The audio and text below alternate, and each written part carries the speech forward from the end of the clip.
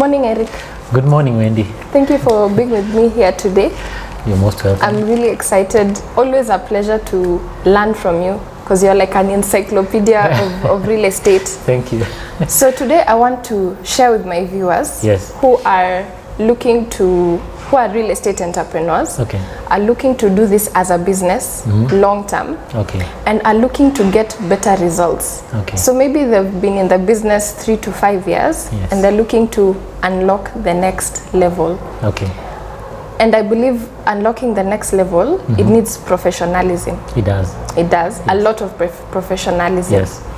So what is it that really makes the successful real estate agents that successful, and the ones in the middle, they're just in the middle, and the ones at the bottom stay at the bottom? What is the differentiating factor among those three?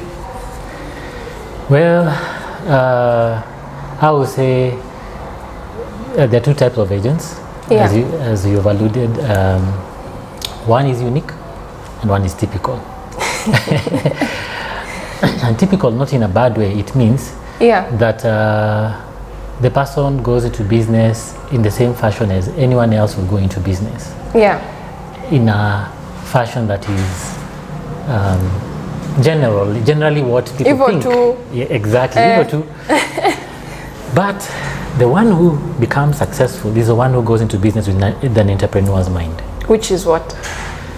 They are looking at, they go into business and work on leveraging themselves, or rather freeing themselves from the work from their work, from some of the things that they're not good at, so that someone else can do it. Who go into business, Kiyosaki has inspired many business people who go out into business with an exit in mind.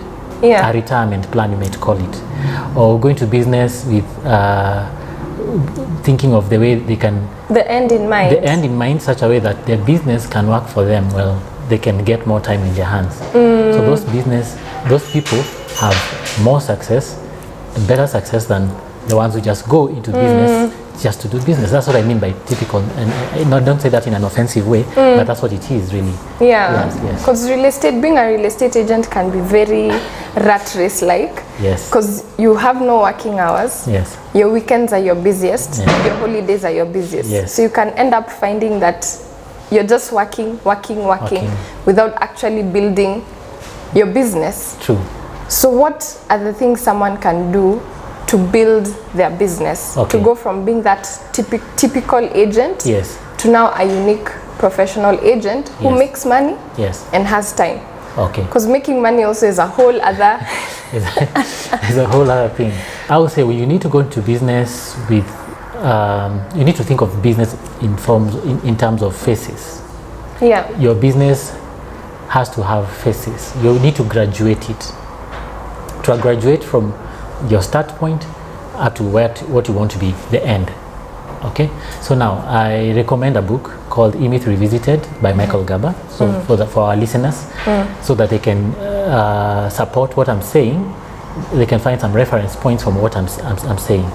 So the principles are, there's phase 1, phase 2, phase 3. Phase 1 is a consistent phase, phase 2 is efficient phase, phase 3 is a proficient phase. Now phase 1 is about confidence, is about beliefs, really. So think of it of beliefs. Phase 1 really will challenge you to change your belief systems. So how you from what to what? From thinking like a typical person, again there goes the word, like a typical person to an entrepreneur, to an entrepreneur.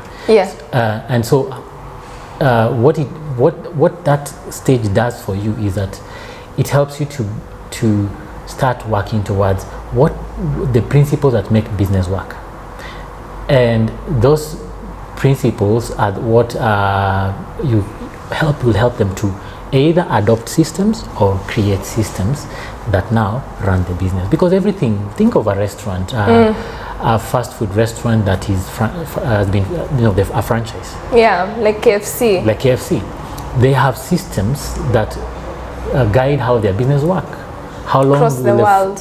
Across the world. How, you see, if there's no predictability, then how will you know whether you'll make money or not? How will you know whether your business will be good tomorrow or not? So you need predictability. You need to create. It's an art and science, so to say. So you need to create those systems, or you need to adopt those systems. So for those who are in a franchise model, they need to adopt those systems. For those who are not, they need to create those systems. So phase one helps you to change your belief and understand, because you see, we are scripted. You go into an estate agent will go into business and go and do things the way they have been taught, but taught by who? They're just guessing. They're just guessing. I mean, no one taught them how to do real estate. No one taught them how to do business. They have probably been raised up in a home where they've been told, go to school, get good grades, and get a job. So when they go to do business, or when they go into real estate, they go to do a job. So this conversation is ideal without any guidance. Without any guidance. Yeah. Which is risky, right? Very. Because you can imagine, like KFC franchise, before they give you that franchise, yes, they've trained you, yes, they have a manual, yes, and then they give you the franchise. Yes. So to imagine you're going to build such a big business without any guidelines, without any mentors, without any, it's a gamble. I mean, to imagine that you're going to build a KFC, not even buy the franchise. That's much easier than what they went through to build their franchise. That's a lot of work. It's a lot of work. It's a lot of work. So how do you get from zero, the agent who's zero, to consistent, first of all? Because there are people who are below consistent. Oh, thank you. That's a very good They're maybe question. 2-3 months in the business. Yeah. They're sort of just trying the waters. And they want to get at least to consistent phase. Yes. So from zero to at least consistent, what do you do first to come to consistent? Okay. So first of all, they need to know, they need to choose their career. They need to choose what they want to become. They want to become employed or self-employed. Not at that everyone, early stage. At that early stage. We're talking about now. Before even you've started. Let's say that's the average person where they're starting. They're starting. There are some who are employed and they realize I have a passion for business. I want to be self-employed, and not because they don't like their boss, but because they have a passion. See, there's a difference, because probably 80% of the business of agents are not meant to go into business. That's high. It's high.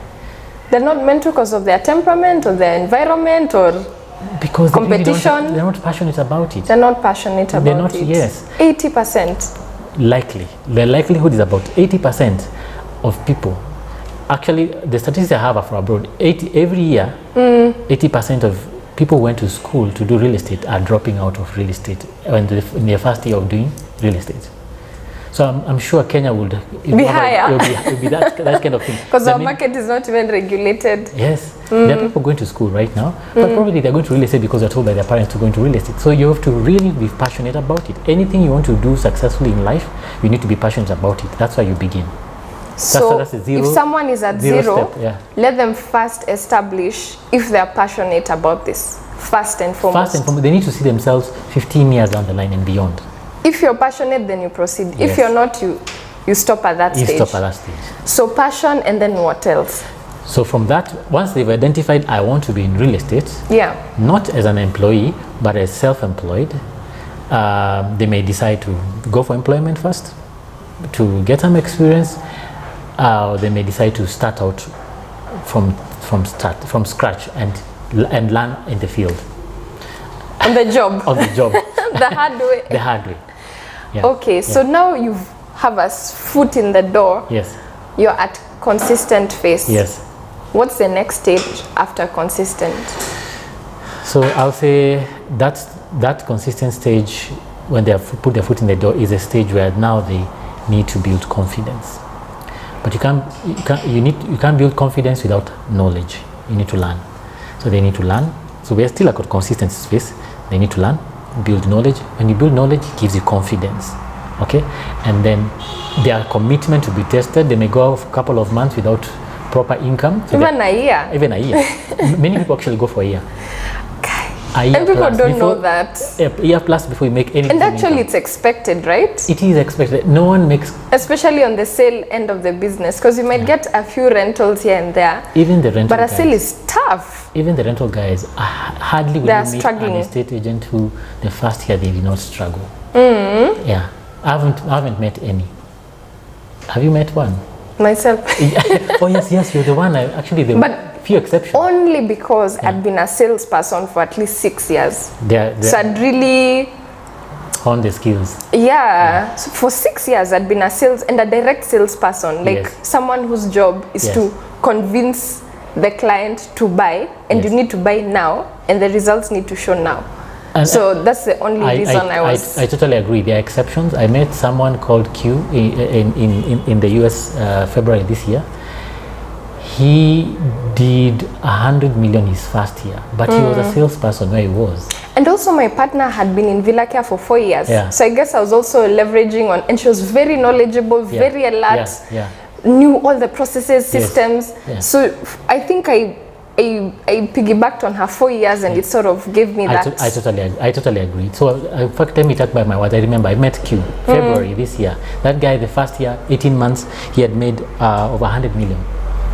USD. Kenya shillings, so 1 million USD.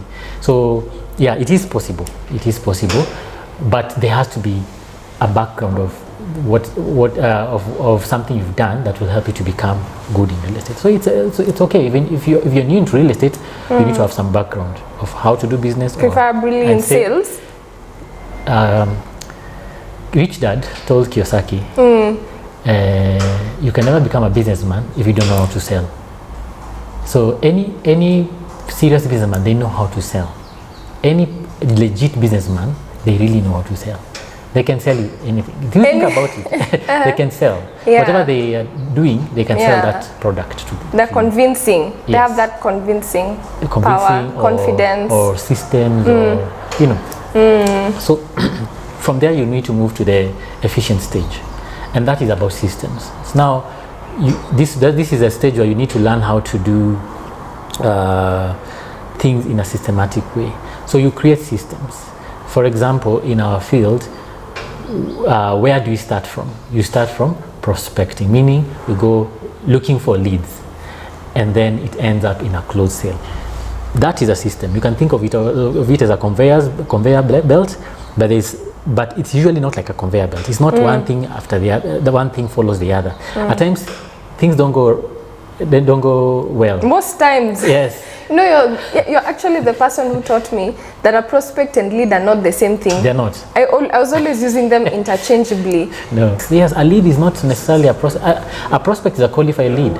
Yeah. So, but what do you do with the lead that you got and who didn't become prospects? You know, refer them to somebody else. You can refer them to somebody. You can key them into your database and continue. Or upsell them and tell them this won't work for you. But however, this other thing might. Precisely. Yeah. Precisely. So step 1 is consistent, passion builds that. Yes. Step 2 is efficient, systems builds that. Yes. On average, how long would it take you to go from consistent phase to efficient phase? Wow. It took me, I think, 5 years. 5 years? But I didn't have the systems. So I was trying to create them. Yeah. It can take you, again, it depends on the person. You see, you left sales, joined real estate, and in the first year, you made profit. You were successful, and you made some good money. So it depends on the person. But a person whose belief systems can easily change to the right belief systems will will complete that phase faster than a person who it's hard to change their belief system. They are just stuck to a certain way of doing things. It will take them long. It can take forever. They may not even get out of that stage. It's a reality. That's scary. So I would say even a year is enough. It's enough. If you're focused. It depends. It depends. Yes. It depends with where you are as an agent. So an agent who's totally new may take 1 to 3 years. Really 1 to 3 years. Reasonably. An agent who's come from school may take longer. But nothing will limit. It's all in their mind. So that can change depending on a number of factors. Yes. So after consistent, efficient, then proficient. Yes. Where all the money is, I presume. Yes, it is. It is. What does it take to be a proficient agent? Which is what I'm hoping all my agents who are watching today, that in 5 to 10 years, we are all proficient. Okay. And we are creating real businesses that can work with or without us, can grow over time, and can make money. Okay, so I'll tell you two things. Yeah. It depends on how you start, and Proficient Stage is about people. So those two things. Now let's begin with what is really the Proficient Stage. The Proficient Stage is a stage where it's about people, meaning you leverage. You need to find people that you can pass on whatever you've learned, and so they can do what you've been doing. So there's no getting to proficient without a team. That is without a team. No, you can't. There's no solo. It's not a solo. It's not a solo journey. It's not a solo journey. You've ever heard of OPT, other people's time? Yeah. I would like to say to look at it differently. Instead of other people's time, look at it as empowering people to do the things you've been doing, so that they can grow, and so that you can also grow. That's what it takes for you to be at the for you to be considered as a proficient agent. Of course, the other things other than empowering them, you need to have learned in earlier stages things concerning money, vital activities, all those things. What are vital activities? Vital activities are the things that are, you know about the parental principle, 80-20 rule. Yeah. The 20% that makes 80% of your business success work.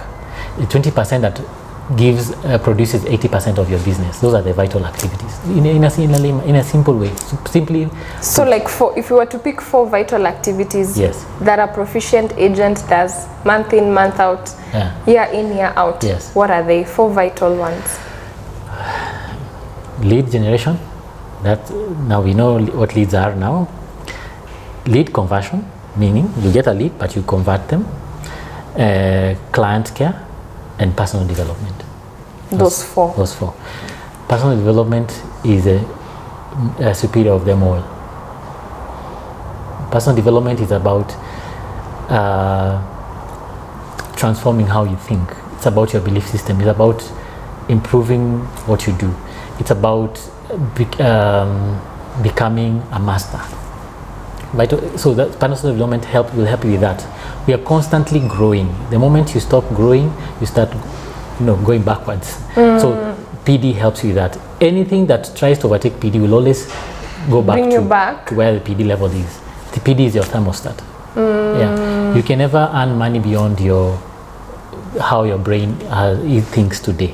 You've seen agents you've seen agents who've made a lot of money, and then they went back to who they were in their mind, or athletes. Think of someone who has a high-paying job, but they have not changed their thinking system. When they lose their job, where do they go to? Back to who they zero. Yeah, they can easily go to zero. Think about what we know as sports people, soccer runners, who have lost all that fortune. Why did they lose it all? They did not have the million mindset in them. So you've had people say you can take away $1 million shillings or $1 million shillings from a millionaire, but as long as they have the millionaire's mindset, you can never take the millionaire out of them. They will make that million. They'll make it again. They'll make it again. So that's what they lack. Yeah. So that's why personal development is continuous. You have to re-script yourself. Continuously. You never stop. Think of it this way. The richest people in the world read, is it a book a week or less than a week? Imagine. They do. Go online, you'll see. Because even like Warren Buffett, he spends 80% of his day reading. It's reading newspapers, reading books. That's a lot of reading. That's a lot of reading. A lot of reading. They do seminars, they do conferences. And there we are thinking, why do I need a conference? Why do I need a training? Why do I need a seminar? They are going, you are not. The richest man is still learning. He's still learning. And still developing himself. Still learning. Wow. Yeah. So Second thing is how you start matters, because if you start from a typical point of view, you'll end up as a typical entrepreneur. You will not end up as an entrepreneur who's unique. Okay, so you need to distinguish yourself from typical and unique. You need to be a unique person. So how you start matters. So today, if you're starting, or if you're not starting, whatever you are, and decide I want to be a unique entrepreneur, not a typical entrepreneur, you start by saying I want to build myself up in the first phase and be a consistent agent who has consistent results, who's confident, who's committed, and then say I want then to go to the next step and build systems where I'll become efficient, I'll build endurance, and then I want to move to the proficient stage where I will be develop people. You have to see that picture today for you to get there. You see, we've learned that if you put the dream, a picture, if you paint it, if you write it, you put it somewhere, you're likely to meet that goal than if you don't. So many of us will go into life without those pictures. It's important that you print it or you write it and pin it on the wall. Or nowadays there are apps that you can use, vision boards, and those apps can help you to have those things in your devices. Those devices are very destructive, but you can have them there in your laptop and your phone, and that's the pictures are things you need to look at regularly, not a new year, regularly. Daily or weekly, or it's recommended at least once a week, just to see that you're on the right. Look at the picture, dream it, look at the dream again, and see yourself getting there. So it's how you start matters. So if you start off without thinking of where you want to end, you will not get in there anyway. Yeah. So if a captain think of a ship. If you put the captain on the ship and give it a direction, it's likely to get where it's going. But if you don't put that captain on the ship and just switch it on the engine, leave it, will it even leave the port? No. So you have to have a clear end in mind. And how it looks like. So those are the two things that require you to be at the proficient stage. Wow, very interesting. So at Liko, so tell us a little bit about Liko, because that is the core of what you do at Liko. Yes. Helping real estate agents really build a business, a profitable business out of this. Yes. So what is your process at Liko, and how do you do it at Liko that helps agents go from zero to proficient? Because your agents are superstars. Thank you. They really are. Thank you. So tell us a bit about the magic behind it. I wouldn't say there's a magic. There's no magic pill. It is hard work. So I look for agents who are committed. Agents who have chosen a certain path. The end, I clarify it before they come on board, because the truth is I've met people and they realize actually real estate is not meant for me. Because it's hard. If you've not joined real estate, please know it's hard. It's extremely hard. Yeah, I totally agree.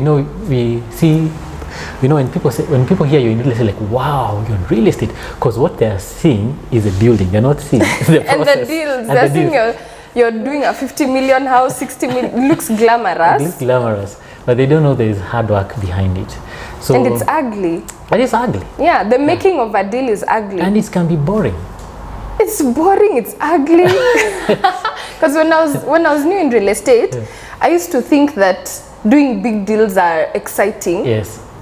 Okay, of course it's exciting, but the excitement is such a small part. True. Yeah. Yeah. It's really by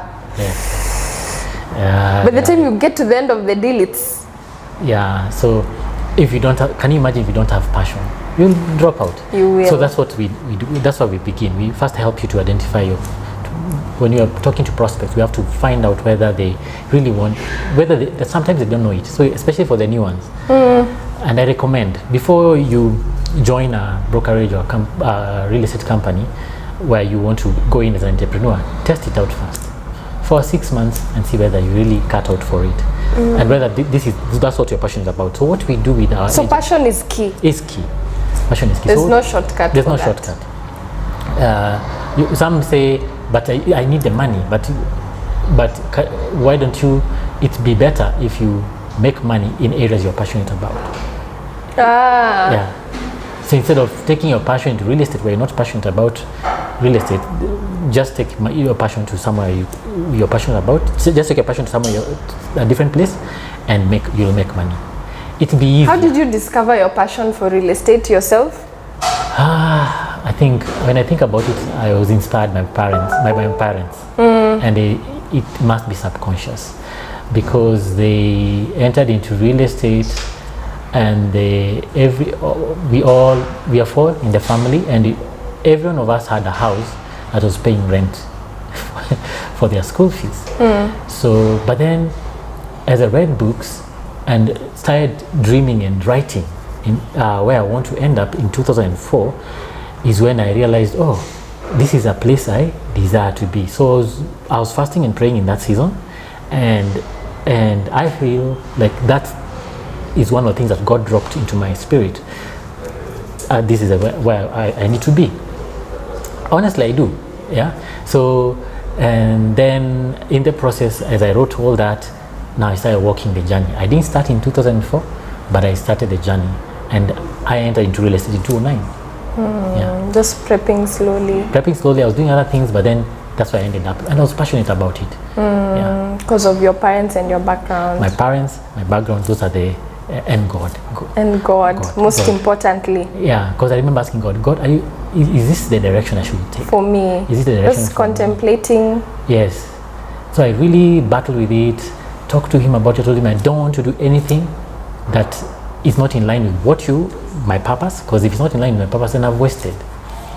And then, I found myself in those 2004 advising my parents on real estate matters. That's really helped them to build good wealth. So I was like, this is interesting, but I didn't start. I didn't start then. So they implemented the ideas I gave them, and it worked well for them. Yeah. So at Liko, you start by building the passion. Yes. No, actually finding the passion. Finding the passion. When you find it, now you help them to rescript. As bad as it may sound, you help them with their belief systems. So we do that through training, we do that through coaching, we do that through mentorship. We have coaching is a component of accountability. We do that through masterminds. We've attended some of our mastermind sessions. What do you think of them?